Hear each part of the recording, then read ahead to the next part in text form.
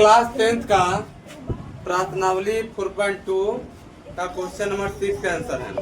यह क्वेश्चन करा एक कुटीर उद्योग एक दिन में कुछ बर्तनों का निर्माण करता है।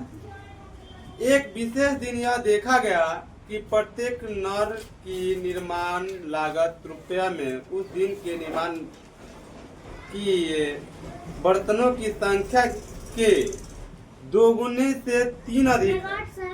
यदि उस दिन की कुल निर्माण लागत 90 रुपया थी तो निर्मित बर्तनों की संख्या और नगद की लागत ज्ञात कीजिए। ध्यान दीजिए, इसमें कह रहा है कि इसमें माना क्या चीज कि माना कि बर्तनों की संख्या क्या एक समान है ना, मतलब इसमें दिया नहीं है, मतलब कि इसमें क्या है करा एक कुटीर उद्योग एक दिन में कुल बर्तनों की निर्माण करता है, मतलब कुल बर्तन कितना बर्तन होते हैं यह मान लेते हैं कौन सा कितना है, माना कि बर्तनों की संख्या कितना एक। अब निर्मित लागत, अब निर्मित लागत में क्या कर रहा है, एक दिन यह देखा गया कि नर की निर्मित लागत में रुपया में उस दिन के निर्माण किए गए बर्तनों की दुगुनी से 3 अधिक, मतलब 2 गुना, उसमें से मतलब एक से क्या करें उसमें 2 गुना से 3 अधिक, मतलब कि उसमें 2 से गुना करेंगे 2x हो जाएगा। अब प्लस में क्या कर रहे हैं 3 कर रहे हैं, प्रश्न तो ये प्रश्न कर रहा है। अब कुल लागत और निर्माण बर्तनों की संख्या गुणे मूल्य, मूल्य जानते हैं कितना है 90 रुपया है ना।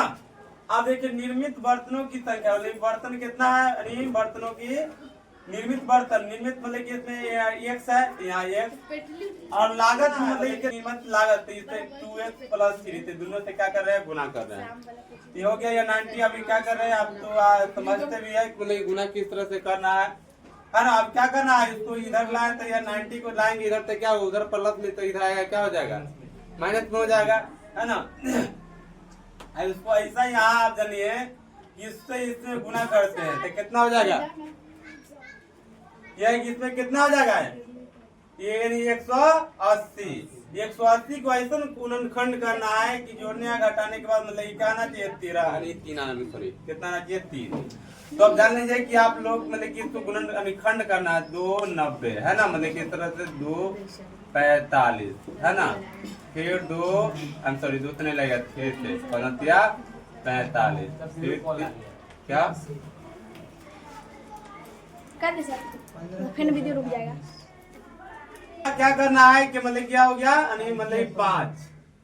अब ध्यान दीजिए कि हमको इसी से खंड कर लिए, अब ये 4 मतलब 4 हो जाएगा यहाँ 4 के 12 अब 5 15 12 और 15 मतलब क्या होगा अगर हम 12-15 की यूज करेंगे क्या हुआ 12-15। अब ये 12 में से अगर 3 घटाएंगे तो मतलब 15 में से 3 घटाएंगे 15 में तो 12 घटाएंगे तो 3 बच रहा है, और 12 में 15 से गुना करेंगे तो 180 हो जाएगा। 15 गुने 15 से अगर 12 से गुना करेंगे तो कितना हो जाएगा 180 हो जाएगा। 15 दाई 150 15 30 130 180 है कि नहीं, यहाँ कर दिए। अब यहाँ इसलिए तो 15 x माइनस 12 x हमको 3 आ जाएगा यहाँ।